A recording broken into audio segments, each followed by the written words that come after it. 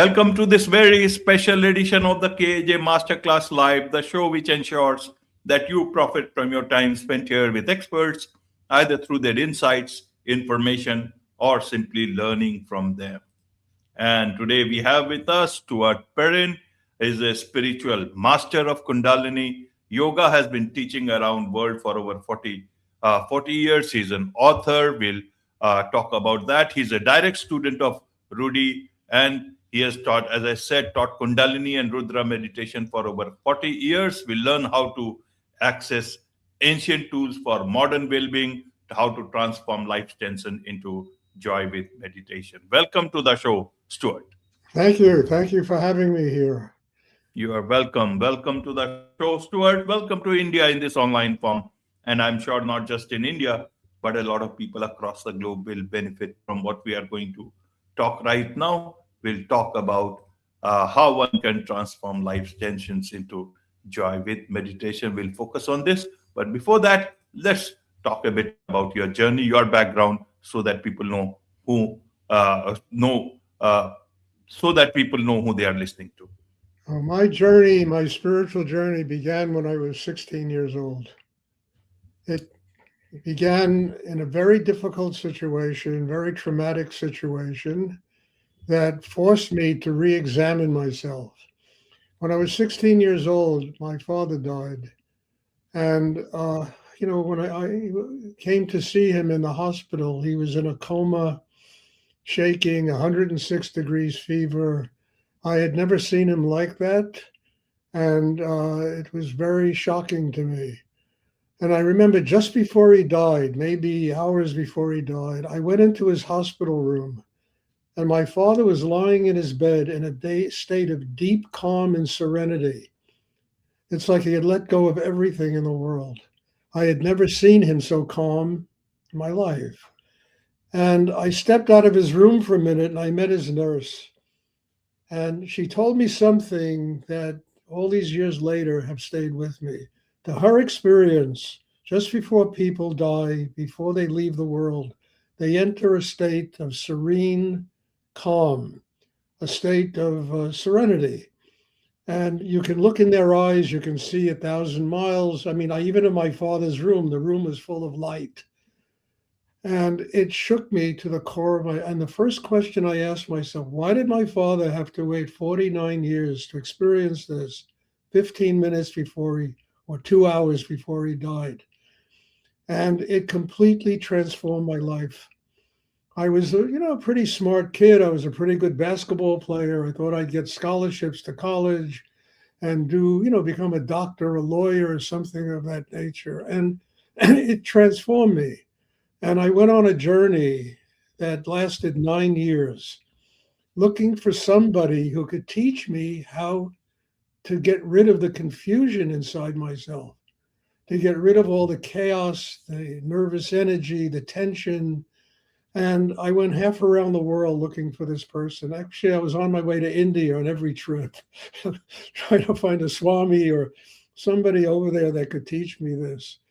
And I finally got into a bunch of problems in Europe. I was living in Europe, and I called a friend of mine, and I said, can you send me a plane ticket back to America? I'm broke. I need to get back to the States. Sent me a ticket, and I stayed in his apartment. This is in New York City.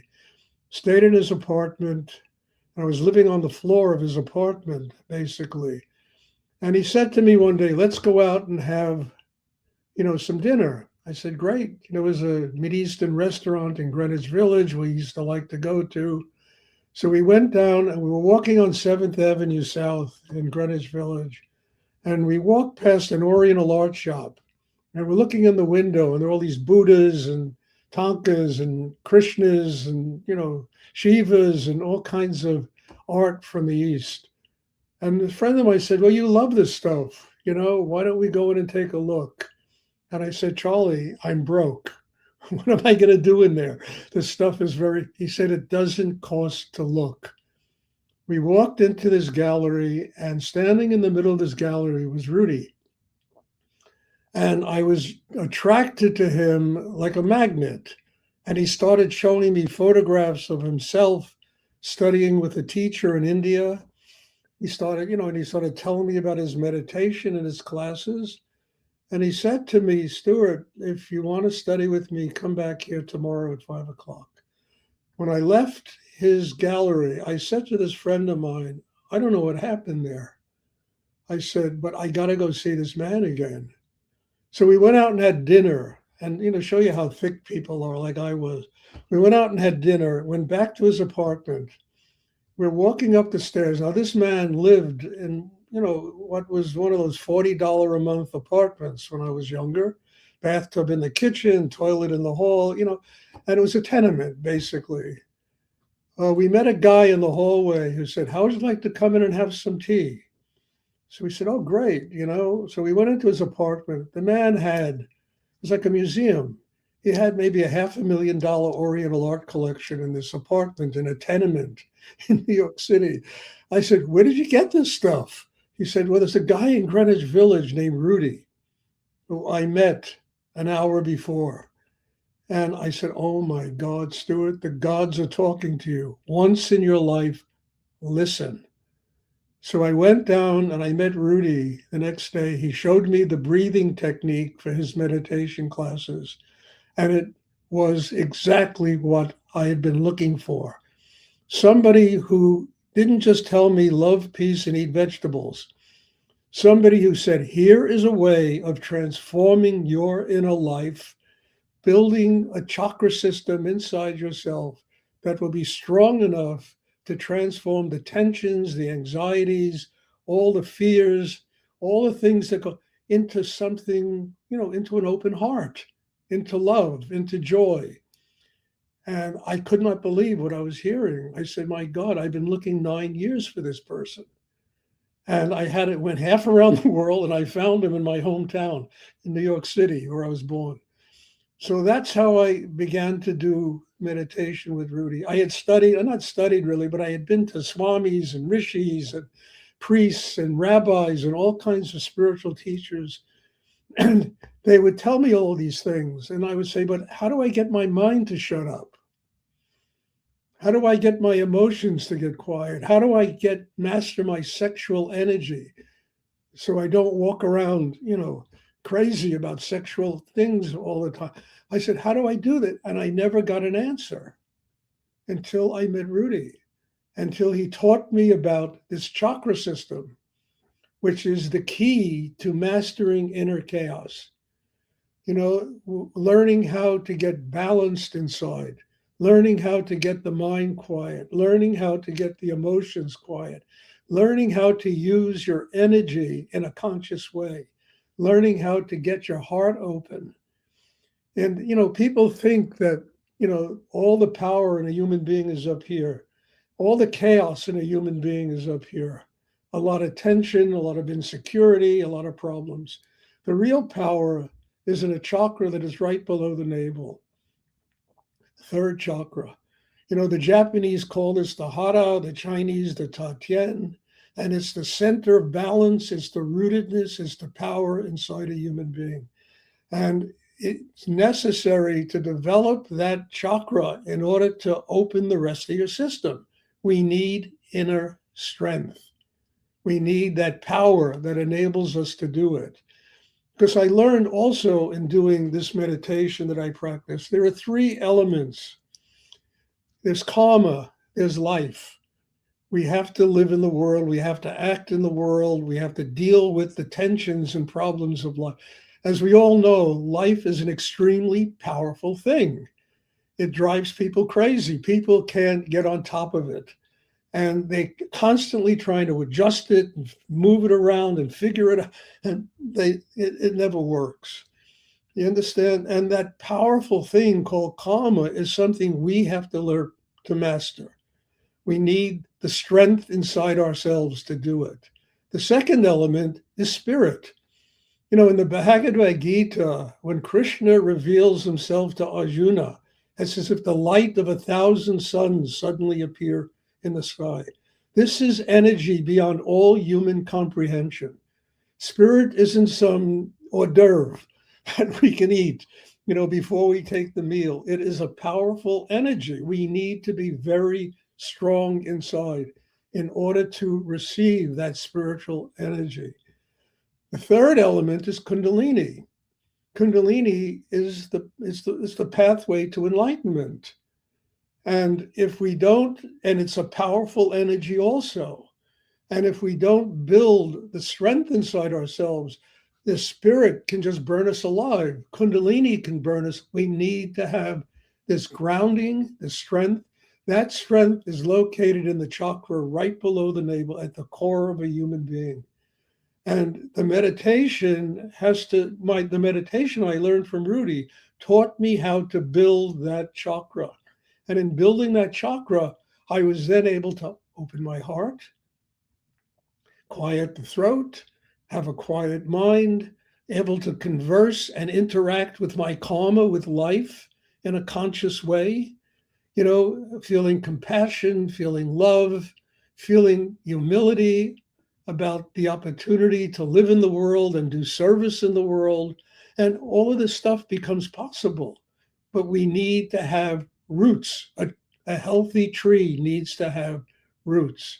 And this is what I learned from this amazing American master who, spent years of his life in India studying with swamis and all kinds of very wise people over there to develop this technique that was applicable to, I've been in India a lot. I've been in India 40 times in my life. And they published books of mine in Mumbai, years ago. They published, I used to give lectures there. I had students there. It was pretty wonderful. And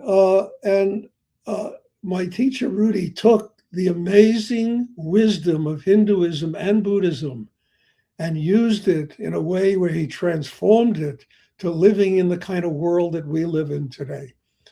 And I found that to be the most remarkable thing. And I found that it basically saved my life. Absolutely, absolutely, Stuart. So to understand it, did Rudi invite everyone the same way he invited you that day when you went with your friend? Or is it that and whether Rudi was looking for you or you were looking for someone like Rudi? I want to understand that. I asked him that exact question about a year after I met him. And he said to me something that he said, I saw you looking in the window of my store. And I was looking at my son lost in the universe. I pulled you in the door. This is, and I mean, it was an amazing relationship, an extraordinary relationship. And at the same time, he used to bust my chops day and night in order to finally learn. He said to me once, he said, don't build shrines for me. He said, don't love me even, and that was impossible. He said, don't love me. He said to me, just learn what I have to teach. One day I won't be here anymore, and you have to learn to master what I am teaching you. And that is why you're here studying with me. And I made a commitment to myself to do that. And he told me once, he sent me once to Texas, to teach at an ashram he was starting there. And the last thing he told me before I left, he said, if anyone ever asks you who the guru is, just tell them the guru is life. And it took me years to really understand that teaching, to understand that I am not the guru. Life is the guru. My job is to help people build a system inside themselves that's strong enough so that they can sit in front of life and learn every single possible lesson that karma has to teach us, so they can truly evolve to a state of enlightenment. So, he taught me so many extraordinary things that it's hard to even enumerate them. It was one thing after the other. And the amazing thing about all of it is when New York is like Mumbai and Delhi, they're very intense places, And I saw him transform New York into a temple. And I said, how can a person grow in himself to be able to do something like this? New York became a sacred place. Whereas in my early period of life, New York was like a horror show. It was impossible for me to deal with. And I used to say, wow, having that kind of strength and power inside to be able to do something like that was amazing. And I think that life is sacred. Everything about life is sacred. And a person has to arrive at a place in themselves where life itself becomes a teacher. And instead of complaining about it, instead of, arguing and fighting and conflicting with everybody and whose opinion is right or wrong and all this madness that goes on, people have to say, let me listen. Let me learn something from life. What is it teaching me? How can I get stronger, because of what I'm learning from life? Now, in order to do this, one has to build a chakra system inside that enables them to have the strength to do what I'm talking about. Absolutely, Stuart. So, with all that understanding from your guru, how did you put everything, understand everything, and how is it that you are presenting to the world? What is it that you are telling the world that you want to say? Look, I'm telling the world is that there's only one answer, and that's to be a happy person. Love is the answer. But in order to keep the heart open, in order to experience unconditional love, a human being has to build a system inside that is strong enough to master all the chaos so they can keep their heart open and they can interact with the world with compassion, with forgiveness, with love. That is the answer. But all of these, it's like you have to tune all the instruments in order to play a symphony. If you don't tune all the instruments, there's going to be something wrong with the symphony when it's being played in the, whatever concert hall. And a human being is like a symphony orchestra. All the instruments have to be tuned. And we have to build our system inside so that we can keep our hearts open, that we aren't constantly thinking and, daydreaming and getting into our heads and all the opinions of right and wrong and good and bad. And I really think this is at the core of every single religion. I really do. Learning that God is love.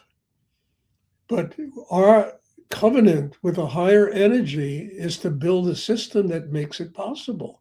We're born on the earth to learn how to transform our suffering into joy and love. How do we do it? We have to build a chakra system that enables us to have that capacity. Absolutely. So, we'll come to the chakra system also. But before that, let me ask you in a very simple person's language is that, Stuart, we are a very common person. We are facing problems. We have to live life. Life is full of tensions. And amidst all these things, we have to worry about our bread and butter job, all the problems, climate change, so many other things. And amidst all these things, you are talking about transforming life's tensions into joy and love. How is that easy? How does one do that? How do they get started, Stuart? They need training. How does a person become a lawyer, a doctor? You need training. And the hardest thing for a human being to master is themselves. The work that I teach requires you to live in life, to deal with all the problems you just met. I spent 30 years of my life being in business, having to run a business. And one of the reasons I did it, not only that in New York is an expensive city and I needed a lot of money to live here, but at the same time, I wanted to learn how to do that and still do my meditation and so I ran a business. I had a gallery that I ran for 30 years in New York City. I was teaching meditation at the same time. I was literally paying for it. It used to cost me $15,000 a month just to run this meditation group that I was running. I had to make the money. How did I make the money? The pressure forced me to go to a higher force in the universe and ask them for the energy to take care of all the responsibilities of my life. It was like the floodgates open. It all of a sudden, things became possible that were not possible for me before. Teaching, running a business. I had a family at the time. I mean, I was dealing with all of life's problems, and all of life's problems was teaching me, Stuart, the only way you can deal with all this stuff is that you need to get stronger inside. I was willing to run, a meditation center in New York City, just because it required an enormous amount of inner strength for me to do it. I had to learn how to do it. And how did I learn how to do it? I was by using this meditation practice to go deep enough inside myself to connect with a higher force of energy. And that energy gave me the power to do it. So one lives in life. At the same time, we live in the world and we learn to get free of the world because the world is teaching us what we have to do. And instead of complaining about all the problems and the tensions and, the good and the bad and the ugly and the indifferent that exist in life, you say, what do I have to do to learn how to get stronger than this? And that's what I remember. I used to put myself in situations like that. When I was living in Texas, let me tell you another story, okay? All right, another story. This is really an amazing story. My teacher, Rudi, died in an airplane crash. I was with him in the airplane. And we were flying to upstate New York in order for him to teach, the meditation to a group. And we hit a mountain. In fact, I wrote a book about this. It's called Rudi. And it's part of a trilogy of stories that I wrote about that, what happened. The only reason I'm sitting here and talking to you is at the moment of the crash, I was holding Rudi's hand and he was dictating a book to one of his students in the back of the airplane. And I heard the pilot go, "Oh my God," and we hit a mountain. I was knocked unconscious, but at that moment, I felt my teacher's soul force come into me. At that very moment, I felt, and the only reason I lived through that crash is because he put his life inside me. And it was amazing, and we spent an entire night on top of a mountain in February, and an experience that, and I'll tell you, the honest truth is, the first thought, I was knocked unconscious, and the first thought I had was, I thanked him for allowing me to be with him the last moment of his life. And then I said to myself, Stuart, now you will really find out what the last 6 years have been all about. Whether you truly got the education that this extraordinary being put into you. And I made a commitment to myself. I have no life anymore. I have to serve a higher energy, which didn't mean I stopped living in the world. I still had galleries to run. I had family to take care of. I had all the situations that I had to deal with. But it just gave me this sense that, you look in the mirror. I look in the mirror and I would see a living miracle. How do you survive something like that unless you have another purpose for being alive? It gave me also the strength to deal with all these peccadillos of life, all these things that you got to deal with, the problems, other people, their ideas, their opinions, their this. And man, I had enough of it when I was younger. And every single one of it just did one thing for me. It enabled me to get stronger inside myself. And it enabled me to take the meditation deeper and to open deeper in myself to a higher force of energy in the universe. Well, anyway, a story I'll tell you, another one, okay? I was living in Texas, and I was living in a, kind of a small town, running an ashram there and building a situation. And one day I get a call from Rudi's mother. And he used to be in the, in the art business, Rudi also, and she said to me, Stuart, she said, how would you like to buy 2 truckloads of art from me? So I said to her, Ray, I'm living in Denton, Texas, Ray. This is like a right-wing Christian community. If I sell Buddhas here, I might get killed. She said to me, and I also, Ray, I have about $600 to my name. So she said to me, just think about it. I thought about it for 10 minutes and I said, Stuart, where is an opportunity like this going to come again? Called her back and said, Ray, I'll do it. I put myself in debt for probably $175,000, and to the mother of my teacher, who was also a very special person in my life. And, it was like, and I said, well, how are you going to master this? How are you going to do this? And I said to myself, there's only one way. I have to go inside and connect with the powers of the universe and get the strength to do it.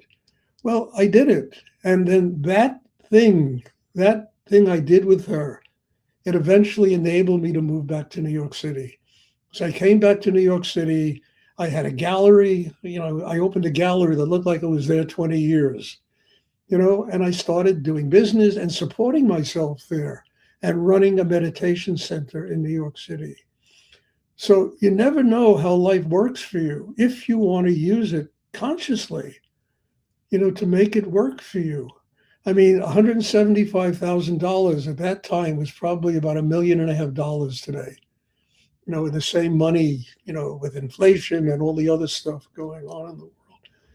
So, meditation is not about going off and living in some secluded area and, and just, trying to get away. It's living in the world and letting the world be an amazing teacher to show you, what you have to build inside yourself to get strong enough so that you can connect with spirit. And the ultimate goal is connecting with spirit, activating Kundalini, and attaining a state of enlightenment. But we've got to live through our karma. And another thing I've learned in life is there are never any accidents. It wasn't an accident that I met Rudi. It wasn't an accident that his mother called me up. And there are no accidents. It's God talking to us. Do we listen? And do we make it work for us? Do we make it truly give us the strength to be able to deal with our karma? Absolutely. Absolutely. So let's understand it through your book. You have written 7 books, and this is the latest book, Rudra Meditation, Transforming Life's Tensions into Joy and Love. Tell us a bit about, about the book itself. And you talk about Kundalini also. So help us understand a bit through the book itself. Well, I have 1,400 video talks on YouTube. And one day I started reading them. I'm looking at them. I said, this would make a very good book. So I asked one of my students to transcribe them, and they transcribed about 30 of them. And I took maybe more, 50 of them, and I began to take the language of speaking and make it into a literary language, a language that could be understood literarily. And it took me a long time to, do this. And it turned out that the book is an extraordinary study of everything I've been speaking about on your podcast today. It goes into it in depth, and it's clear, it's simple, anyone can read it.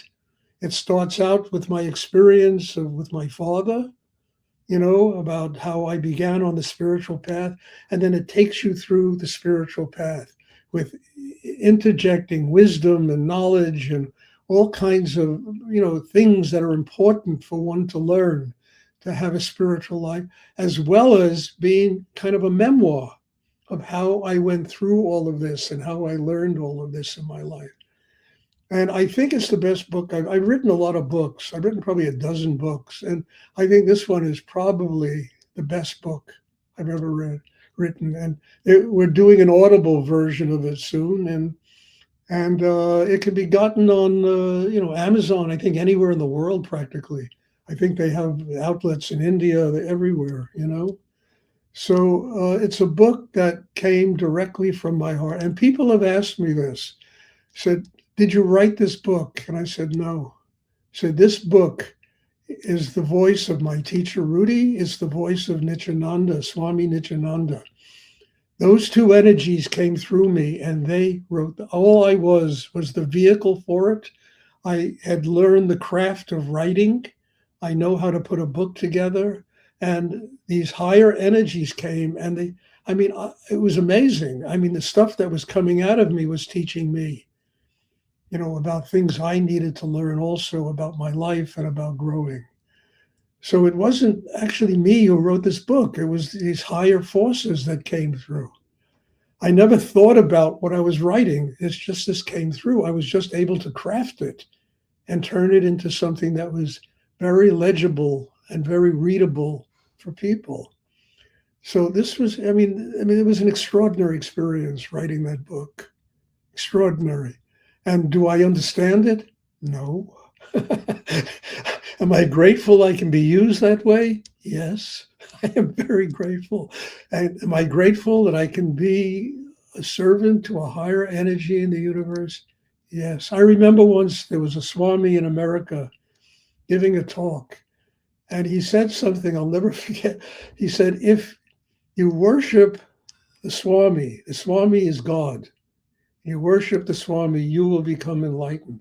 Rudi was sitting behind me in this talk, and he whispered in my ear, the best a guru can do is be the servant of God and the servant of his students. God is God. The best the guru can be is the servant of God and a servant. The humility of it was so profound. It was so profound that I have never forgotten that. I have never, ever forgotten that.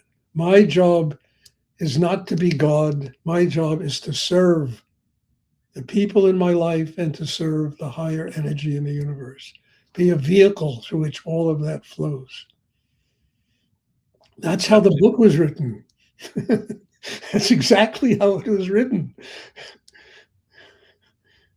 Absolutely. So you now teach, Kundalini meditation in the US, internationally also, and also bi-monthly retreats. So tell us a bit about that, so that people can not only make use of this book, also what you do, but also what you do on a daily life. Well, I teach this. I have 7 classes a week on Zoom, and as long as somebody has Wi-Fi, wherever they can come to the meditation. I mean, I've had people from India come to my meditations. Right now, I have people from Poland, from Israel, from Brazil, from Mexico, from Germany. They attend my classes. I have 7 classes a week. I try to have the classes, in which it's not, in where there's different times. Like now, it's 10 hours or something later in India. So the classes are given at times where people can attend them. If there are a bunch of people from India that wanted to attend them, I would arrange a class that would work, time-wise for people in India. So the Zoom thing is how I teach. I also have in-person classes, and I have retreats every 2 months. In my home here, I have every 2 months a retreat. People come from all over the place for that. So I'm readily available. Readily available for people to learn the things that I have learned in my life. It's just a matter of people doing it. If they want to find out if it works for them, they will come and find out. So yes, this is available. It's available on Zoom. It's available in person. It's available any way I can make it available, because that is exactly what my life is all about. Having made that commitment to truly, be able to transmit this amazing thing that I have learned in my life. Absolutely, Stuart. So what is it that you seek for yourself now? Just want to be a happy person. That's it. I've had all the rest of it. I just want to live with my heart open. I want to, really just take care of my life that way. It's the greatest and most sacred treasure a human being can have, And that's just simply being happy. You can be rich, you can be poor, you can be in between, middle class. The great treasure that every person is seeking in this world is to live with an open heart and to truly be a happy human being.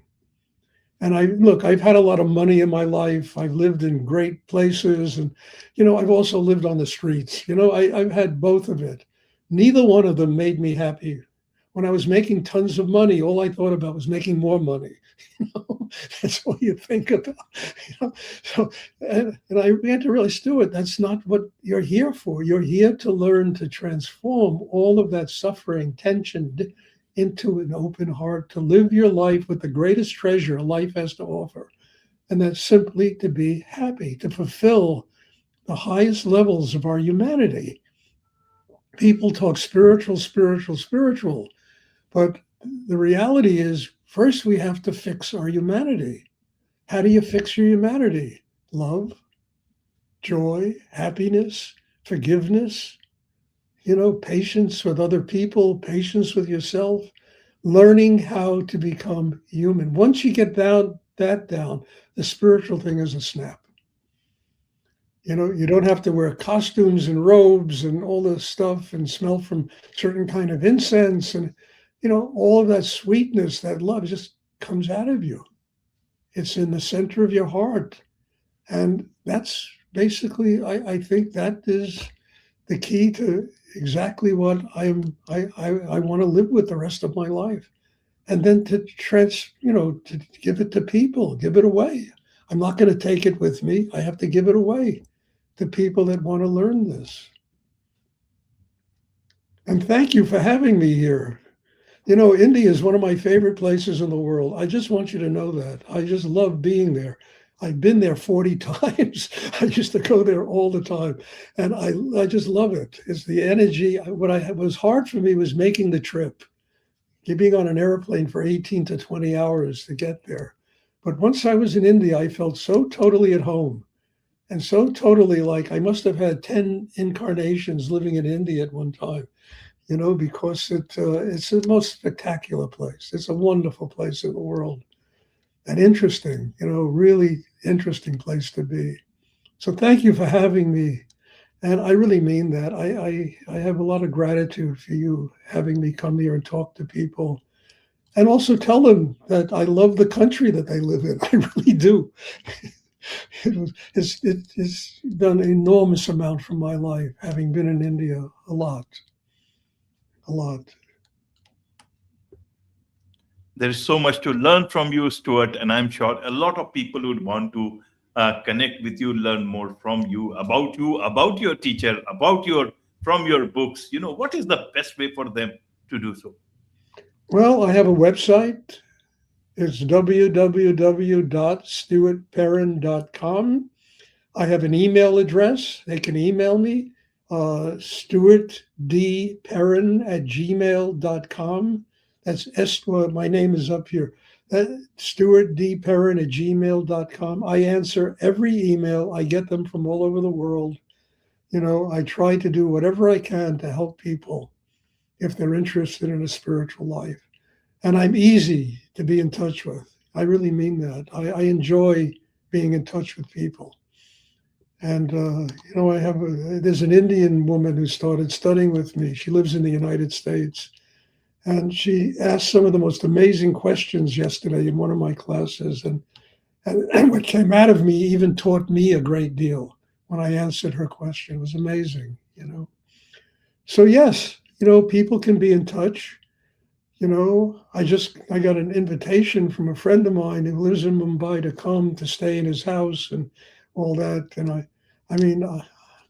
I'm not sure I'm going to make that, but it was just so generous of him to just get in touch with me and tell me that, But I'm very happy to talk about what I do, and hopefully some people in India or in the rest of the world can learn something from it and do something about their own lives.